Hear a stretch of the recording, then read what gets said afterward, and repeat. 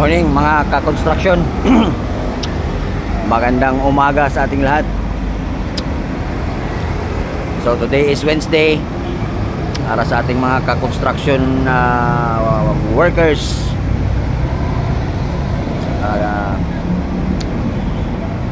ingat tayong lahat. At kalagitnaan ngayon ng linggo, lagi nating isipin ang ating kaligtasan ulit. The number one priority in construction, ang ating safety. And then siyempre mag-almusal kayo bago kayo papasok sa trabaho, dahil kailangan may lakas tayo para magampanan natin ang ating mga tungkulin at responsibilidad sa job site. Ako naman dito sa Cebu, jogging, walking, jogging in the morning para ma-maintain ko ang aking blood pressure na medyo tumaas sa Manila. Mga ka-construction, Miyerkules ngayon, yung ibang mga kasamahan natin, Bali Day.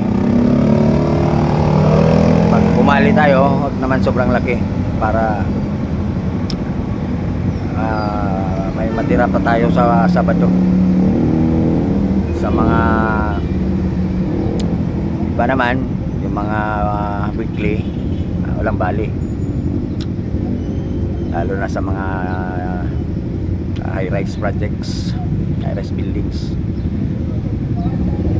Maganda rin minsan walang bali para buo o sahod.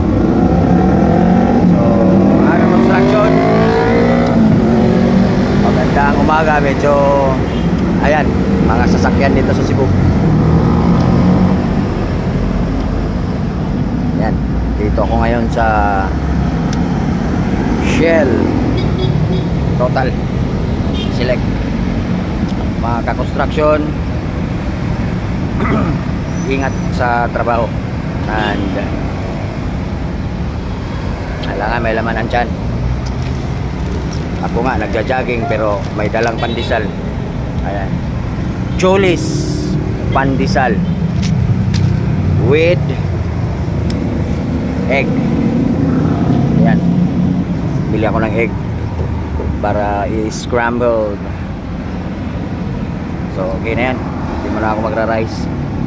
Ka-construction, magdasal, mag-ingat at panatilihing ligtas ang ating workplace at sarili natin, bandayan natin palagi at mga kasamahan sa trabaho. Mahalin natin ang ating trabaho, mga ka-construction.